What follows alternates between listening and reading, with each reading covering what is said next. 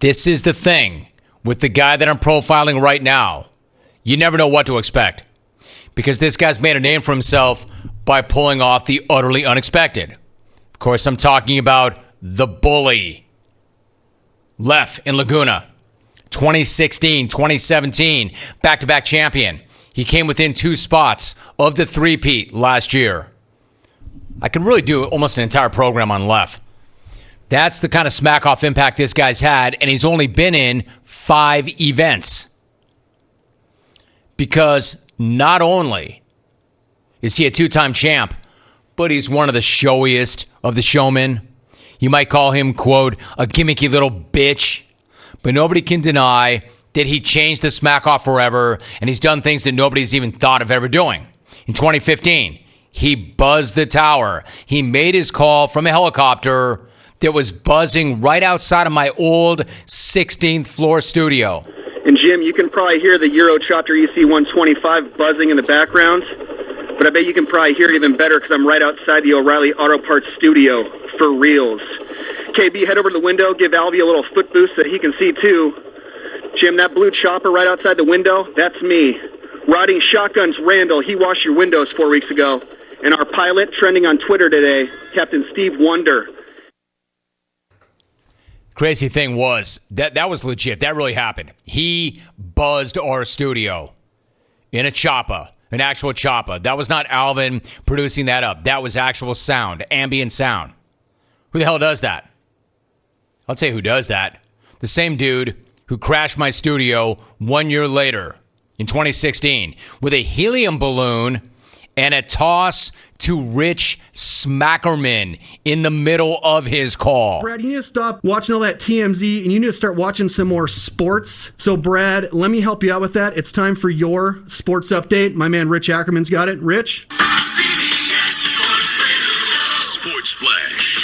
All right, Leff, breaking news we're following out of the Inland Empire. Corona police arrested a man-child today after discovering his elaborate plans to impersonate several different people using the same voice and wacky cartoon sounds in order to fraudulently win a radio contest.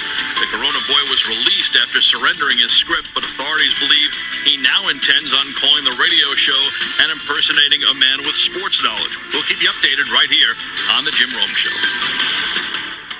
Brad, now that I just carved you up so bad on Jim's mic, because you like impressions so much, here's one for you.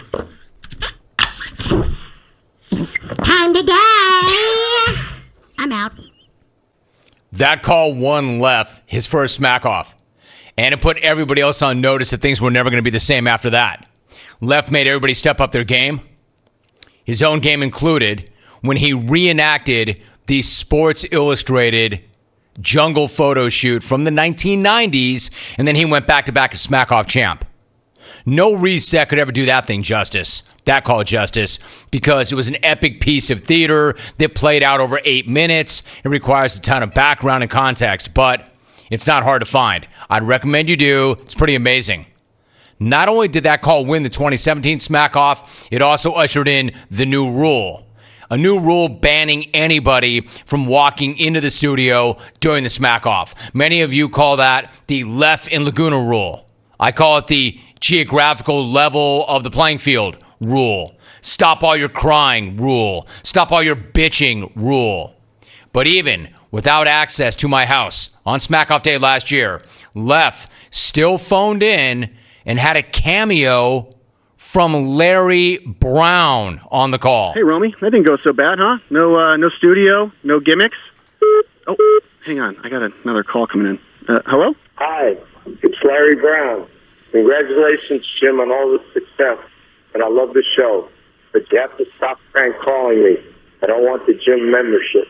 There you have it, Jimmy. Hang my towel on the rack. How that call didn't win the whole thing is a testament to how good Brad was last year and how much of a holy bleep moment the Cablinasians comeback was on Carbone's call. But there was Leff, not far from the top, still hitting the podium without studio access.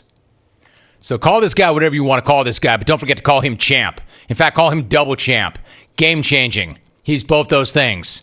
I didn't even get a chance to run down his RSVP calls with Henry Winkler, Kato Kalin, and my man the Penguin, Ron Say. He did that too. If Leff wins on the 21st, he will become just the third caller ever to have 3 titles to his name, and he will be 1 behind Brad in Corona. That's the company Leff is keeping, and he got there in less than half the time that it took everybody else. And I think I speak for everybody else when I say, man, thank you, Rich Flores. Thank you for Leff. Thank you for your brilliant writing and booking and conceptualizing and giving everything you've given to Leff. Just kidding, Rich. 100% of the credit to Leff, none to you. You got to prove it on the 21st. 16 days and counting. Let's get it.